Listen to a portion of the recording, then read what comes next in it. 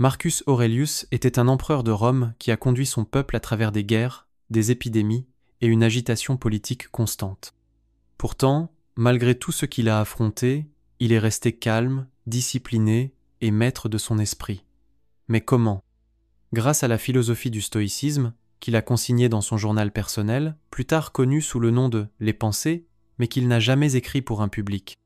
C'était sa façon de se rappeler à lui-même comment penser clairement, agir sagement et ne pas laisser les émotions ou la suranalyse prendre le dessus. La suranalyse est quelque chose que nous vivons tous. Nous rejouons les erreurs du passé, nous stressons à propos de l'avenir et nous analysons chaque petit détail, en nous convainquant que si nous réfléchissons assez longtemps, nous trouverons une certitude. Mais au lieu d'apporter de la clarté, la suranalyse crée de l'anxiété, du doute de soi et de l'inaction. Nous commençons à remettre en question nos carrières. Suis-je dans le bon travail? Et si j'échoue? Nous suranalysons les relations.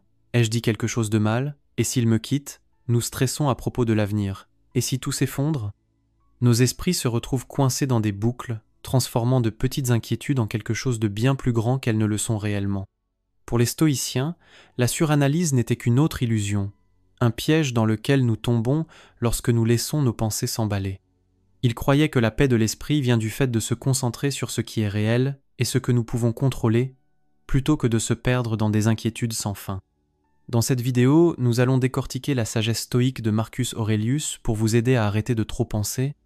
Nous verrons comment il est resté calme sous pression, comment le stoïcisme peut vous aider à défier les pensées anxieuses et comment vous pouvez appliquer ces leçons dans votre propre vie. Marcus Aurelius dit « Peu importe ce qui se passe, garde cela à l'esprit.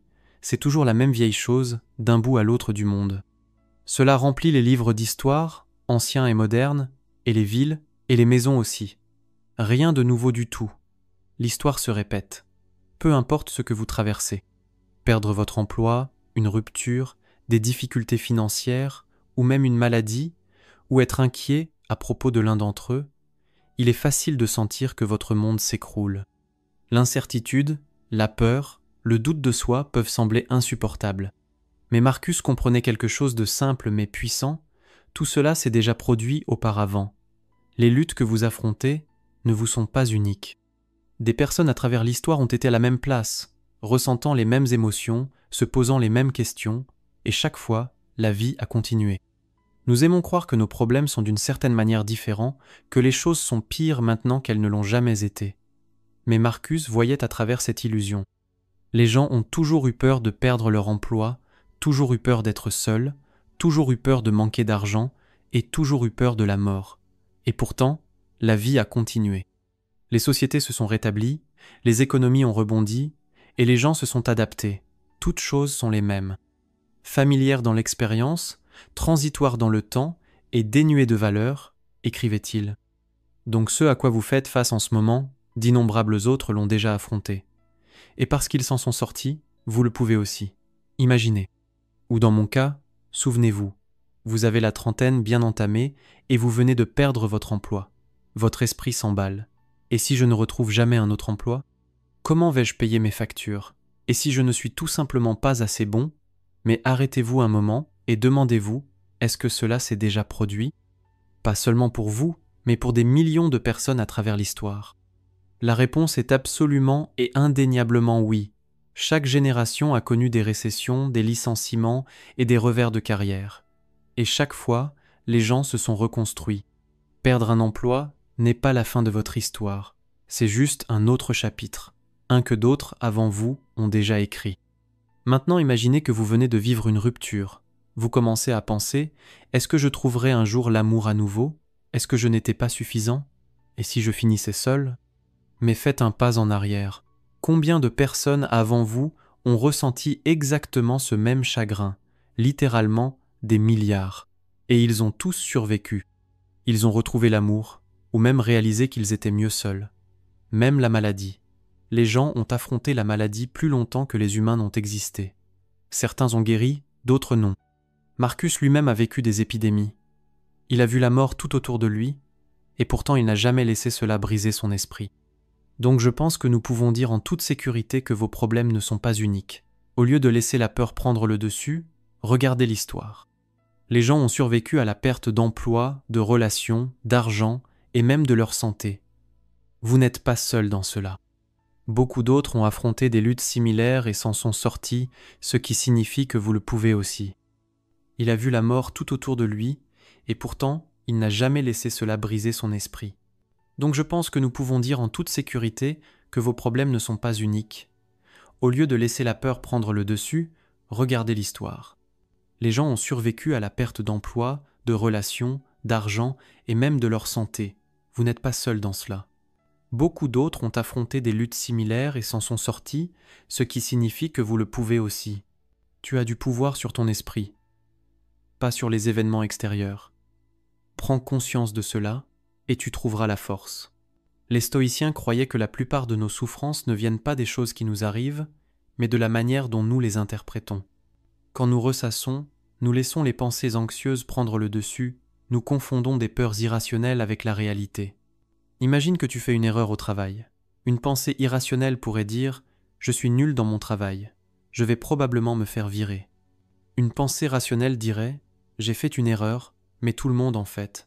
Je peux la corriger et apprendre. » Les pensées irrationnelles sont alimentées par la peur, l'insécurité et les scénarios catastrophes. Elles exagèrent les problèmes et font que tout semble bien plus grave que ça ne l'est en réalité.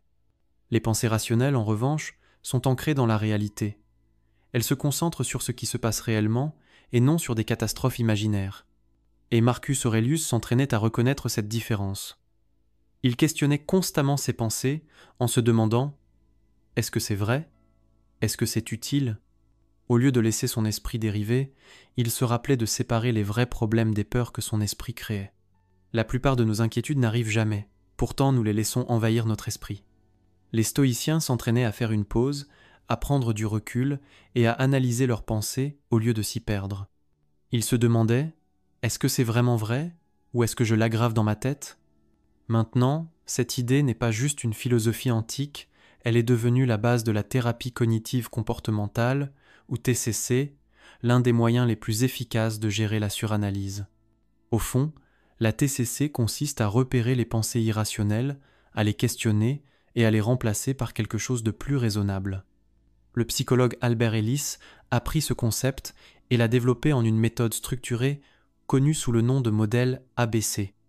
Mais bien avant la psychologie moderne, les stoïciens avaient déjà compris ce principe. Épictète, un autre philosophe stoïcien de l'Antiquité, l'a parfaitement exprimé en disant « Les hommes ne sont pas troublés par les choses, mais par l'opinion qu'ils en ont. » Le modèle ABC aide à comprendre comment nos pensées façonnent nos émotions et nos décisions, au lieu que ce soit les événements eux-mêmes. Voilà comment cela fonctionne. A est l'événement déclencheur. Quelque chose se passe. Peut-être un événement extérieur, un défi, ou même juste une pensée. B est la croyance. Tu interprètes ce qui s'est passé en fonction de ton état d'esprit, de tes croyances et de tes suppositions. Puis, C, la conséquence. Ta croyance à propos de l'événement crée une réaction émotionnelle menant à une réponse soit utile, soit destructrice. La plupart des gens pensent que leurs émotions viennent directement de ce qui leur arrive, mais ce n'est pas vrai. C'est leur croyance à propos de la situation qui cause leurs émotions. Change la croyance, et la réaction émotionnelle change aussi. Imagine que tu as 30 ans et que ton entreprise annonce des licenciements. Ton esprit s'emballe. Et si je perds mon travail, comment vais-je payer mon loyer ? Ah, je ne suis pas assez bon pour me faire embaucher ailleurs. Maintenant, passons cela à travers le modèle ABC. A signifie événement déclencheur, ton entreprise licencie des gens. B signifie croyance. Si je perds mon travail, je ne m'en remettrai jamais. Je ne suis pas assez compétent pour en trouver un autre. Maintenant, au lieu de laisser cette croyance te contrôler, tu la défies. Tu te poses des questions comme « Cette croyance est-elle vraie ? Est-ce que d'autres personnes ont perdu leur emploi et en ont trouvé un autre ? Oui, bien sûr qu'ils l'ont fait. As-tu déjà surmonté des défis auparavant ? Oui, tu l'as déjà fait aussi. Eh bien, parfait. Cela veut dire que tu es capable de t'adapter. Cette croyance est-elle utile ? Penser « Je ne m'en remettrai jamais » est-il vraiment ? Non, bien sûr que non. Cela ne fait qu'alimenter l'anxiété et te maintient bloqué. Alors que dirait un stoïcien ? Les stoïciens te rappelleraient que perdre un emploi n'est pas entièrement sous ton contrôle, mais ta manière d'y répondre l'est. Alors concentre-toi sur ce que tu peux faire aujourd'hui au lieu de t'inquiéter de l'avenir. Maintenant, réécrivons cette croyance. Nouveau B, c'est, à dire, ta nouvelle croyance rationnelle serait « perdre mon travail serait difficile, mais je peux m'adapter. Je peux mettre à jour mon CV, contacter mon réseau et développer de nouvelles compétences. » Puis il y a le nouveau C, c'est, à dire, ta nouvelle conséquence émotionnelle. Au lieu de paniquer, tu ressens un sentiment de contrôle. La peur peut encore être là, mais cette fois elle ne te paralyse pas. Tu passes de la suranalyse à l'action. Les stoïciens étaient en avance sur leur temps. Ils avaient compris que la vraie bataille se déroule dans l'esprit. Comprends que ton critique intérieur n'a pas toujours raison, et en remettant en question sa logique, tu reprends le contrôle de tes pensées. Sois un guerrier, pas un inquiet. Pour citer Marcus Aurelius, souviens-toi simplement, plus nous accordons de valeur à des choses qui échappent à notre contrôle, moins nous avons de contrôle. La vie va te mettre à terre, parfois violemment, mais la manière dont tu interprètes tes luttes détermine comment tu te relèves. Tu perdras un emploi, tu feras face au rejet, tu connaîtras des difficultés financières, ou tu vivras un chagrin d'amour. Dans ces moments-là, tu as deux choix. Tu peux te voir comme une victime, ou tu peux te voir comme un guerrier. La victime demande « Pourquoi moi ?» Elle blâme les circonstances, s'attarde sur l'injustice, et attend que quelqu'un vienne la sauver. Le guerrier demande « Et maintenant ?» Il prend ses responsabilités, se concentre sur ce qui est sous son contrôle, et avance. Marcus Aurelius a affronté des guerres, des épidémies, des trahisons, et une pression constante en tant qu'empereur. Il aurait pu se plaindre, et il en aurait eu tous les droits. Il aurait pu dire « Ce n'est pas juste, je n'ai pas demandé cela ». Au lieu de cela, il se rappelait à lui-même. L'obstacle à l'action fait avancer l'action, ce qui se dresse sur le chemin devient le chemin. Autrement dit, quel que soit l'obstacle auquel tu fais face, ce n'est pas la fin, c'est le chemin à suivre. Tu peux l'utiliser, tu peux grandir grâce à lui. Cet état d'esprit repose sur ce que les stoïciens appelaient la dichotomie du contrôle, la compréhension que certaines choses sont sous ton pouvoir et d'autres ne le sont pas. Épictète, qui est né esclave, enseignait que nous souffrons lorsque nous nous concentrons sur ce que nous ne pouvons pas contrôler au lieu de ce que nous pouvons. Tu ne peux pas contrôler si une entreprise te licencie, mais tu peux contrôler comment tu y réagis. Tu ne peux pas contrôler si quelqu'un te quitte, mais tu peux contrôler comment tu reconstruis ta vie. Le moment où tu cesses d'essayer de contrôler l'incontrôlable, tu cesses de te sentir impuissant. Imagine quelqu'un qui vient de se faire virer. Une victime dira « Ce n'est pas ma faute. L'entreprise m'a trahi. L'économie est mauvaise. Je ne peux rien faire. » Elle va se plaindre, se sentir amère et rester bloquée. Un guerrier dira « D'accord, c'est arrivé. Je ne peux pas changer ça. Mais que puis-je faire maintenant ?» Il mettra à jour son CV, contactera son réseau, développera de nouvelles compétences et reprendra le contrôle de son avenir. Même situation, état d'esprit complètement différent. La dichotomie du contrôle te libère de la souffrance inutile. Au lieu de gaspiller ton énergie sur des choses hors de ton contrôle, tu mets tous tes efforts dans ce que tu peux changer. Et lorsque tu fais passer ton état d'esprit de « pourquoi moi » à « et maintenant », tu entraînes ton cerveau à chercher des solutions au lieu d'excuses. Tu cesses d'attendre que la vie change et tu commences à changer ta vie. Alors, la prochaine fois que tu fais face à un revers, attrape-toi. Est-ce que tu penses comme une victime ou comme un guerrier ? Arrête d'attendre, commence à vivre. Selon Marcus Aurelius, tu pourrais quitter la vie maintenant. Que cela détermine ce que tu fais, ce que tu dis et ce que tu penses.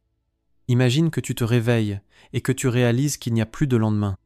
Plus aucune chance de réparer les erreurs du passé, de poursuivre des rêves oubliés, ou de dire aux personnes que tu aimes combien elles comptent pour toi. Passerais-tu la journée à te noyer dans l'inquiétude, à suranalyser chaque décision, à craindre l'échec ? Ou embrasserais-tu enfin la vie telle qu'elle est, au lieu d'attendre qu'elle soit parfaite ? C'est le cœur de Memento Mori, une pratique que les stoïciens utilisaient pour se rappeler que la vie est temporaire. Quand ils disaient « tu pourrais quitter la vie maintenant », Marcus Aurelius ne voyait pas cela comme quelque chose de morbide, mais comme un moyen d'aiguiser sa concentration.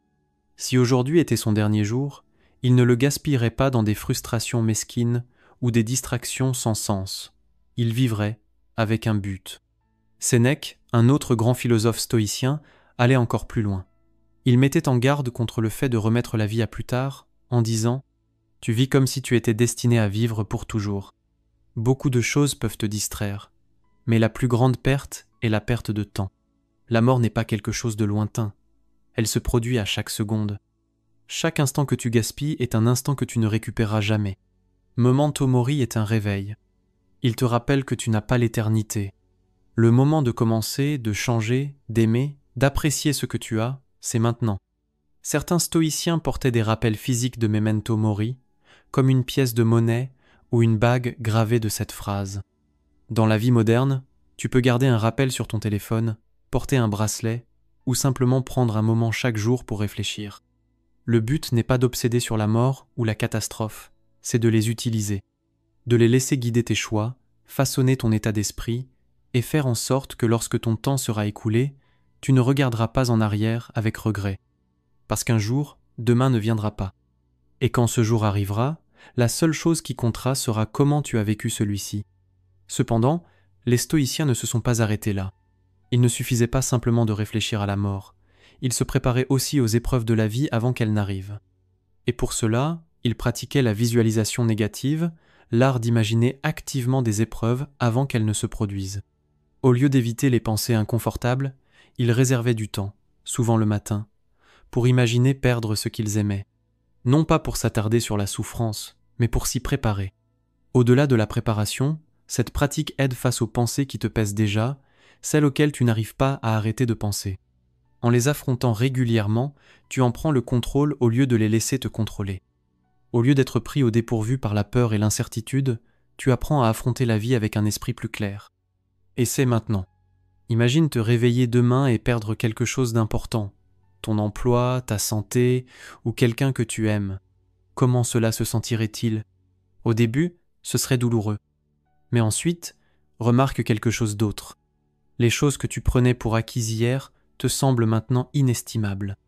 Le travail dont tu te plaignais, le corps que tu souhaitais différent, les êtres chers que tu pensais avoir pour toujours, soudainement, tu donnerais tout pour les récupérer. C'est le pouvoir de la visualisation négative. Elle te permet de ressentir la perte avant qu'elle n'arrive pour que tu apprécies ce que tu attends que c'est encore là. Et quand une véritable épreuve arrivera, tu ne seras pas brisé par elle, tu y seras déjà mentalement préparé. Accepte et aime ton destin. Marcus Aurelius a écrit un jour « Accepte tout ce qui t'arrive, tissé dans le motif de ton destin, car quoi pourrait mieux convenir à tes besoins ? La vie ne se déroule pas toujours comme nous le voulons. Tu perds ton emploi, une relation se termine, une opportunité t'échappe, ou quelque chose d'inattendu te dévie de ta trajectoire. La réaction naturelle est de résister, de se demander « Pourquoi moi ? Pourquoi cela devait-il arriver ?» Mais les stoïciens croyaient qu'au lieu de combattre la réalité, nous devrions l'embrasser pleinement et complètement. C'est amor fati, l'amour du destin. Ce n'est pas simplement accepter ce qui arrive, mais l'embrasser comme si tu l'avais choisi. Marcus Aurelius vivait selon cette philosophie. Il a fait face à des guerres, des épidémies, des trahisons et à l'immense pression de gouverner un empire, et pourtant il n'a jamais perdu de temps à se plaindre. Au lieu de cela, il écrivait « Un feu ardent fait flamme et lumière de tout ce qu'on y jette. » Autrement dit, quoi que la vie te donne, bon ou mauvais, utilise-le comme combustible. Ne te contente pas d'endurer les épreuves, transforme-les en quelque chose de significatif. Imagine, après des années de dur labeur, que tu es écarté d'une promotion. Tu commences à penser « Peut-être que je ne suis pas assez bon, peut-être que je n'avancerai jamais. » Mais au lieu de voir cela comme un échec, Amor Fati te demande de le voir comme une partie de ton chemin. Peut-être que ce revers te pousse vers quelque chose de mieux. Développer de nouvelles compétences, prendre une autre direction professionnelle, ou même réaliser que ta valeur ne dépend pas d'un titre de poste. L'événement en lui-même n'est ni bon ni mauvais, il est simplement. Ce qui importe, c'est ce que tu en fais. Ou imagine que tu traverses une rupture difficile. La douleur est réelle, le doute de soi s'installe. Tu te demandes si tu retrouveras un jour l'amour. Amor fati ne signifie pas ignorer la douleur. Cela signifie l'embrasser. Au lieu de résister à ce qui s'est passé, tu acceptes que cette expérience fasse partie de ton histoire. Peut-être qu'elle t'apprend quelque chose sur toi-même. Peut-être qu'elle crée de l'espace pour quelque chose de mieux. Alors au lieu de penser « Cela n'aurait pas dû arriver, tu passas, c'est arrivé, maintenant comment puis-je en grandir ?» Alors, comment pratiquer Amor Fati dans la vie quotidienne ? Chaque fois que tu te surprends à penser, ce n'est pas juste ou cela ne devrait pas arriver, fais une pause. Demande-toi, et si c'était exactement ce dont j'ai besoin? Quand quelque chose tourne mal, ne fais pas que le tolérer. Plonge dedans. Traite chaque obstacle comme un entraînement, chaque revers comme une leçon, chaque déception comme une redirection. La vie ne suivra pas toujours ton plan, mais si tu embrasses amor fati, tu cesseras de gaspiller ton énergie à lutter contre la réalité. Tu cesseras de t'inquiéter pour des choses que tu ne peux pas changer. Et plus important encore, tu cesseras de douter de toi-même, parce que tu auras confiance que quoi qu'il arrive, cela fait partie de ton parcours. Dans notre dernière citation de Marcus Aurelius pour cette vidéo, il dit « Notre vie est ce que nos pensées en font ». Marcus avait une habitude simple mais puissante. Il écrivait dans un journal chaque jour. Ses écrits personnels, les pensées, n'étaient jamais destinés à être lus par quelqu'un d'autre. C'était sa manière d'organiser ses pensées, de se rappeler ce qui comptait vraiment et de faire taire sa voix intérieure critique. La suranalyse survient quand ton esprit est encombré de trop de pensées, de peurs et de scénarios hypothétiques. Tu tournes en rond, rejouant des erreurs passées ou t'inquiétant pour l'avenir. Écrire t'oblige à sortir ces pensées de ta tête et à les poser sur le papier. Quand tu écris, tes émotions deviennent des mots, rendant les problèmes plus petits et plus gérables. Au lieu de te noyer dans tes pensées, tu les vois clairement, et quand tu les vois, tu peux y faire face. Une étude de l'université de Cambridge a montré que le fait de tenir un journal réduit le stress, améliore le traitement émotionnel et renforce même les capacités de résolution de problèmes. De nombreux Navy Seals et athlètes de haut niveau utilisent aussi l'écriture comme un outil pour développer la force mentale et clarifier leur esprit avant des situations sous haute pression. Tu n'as pas besoin d'être un philosophe pour commencer à écrire. Tu as seulement besoin de 5 minutes par jour et d'un carnet ou même de ton téléphone. Voici une façon simple de commencer. Commence ta journée en écrivant une chose que tu peux contrôler aujourd'hui et une intention positive pour la journée. Le soir, réfléchis à ce qui s'est bien passé, à ce qui ne s'est pas bien passé et à ce que tu as appris. Quand ton critique intérieur parle, écris la pensée négative, puis défie-la. Demande-toi, est-ce que c'est vrai? Est-ce que c'est utile? Que dirait un stoïcien à ce sujet?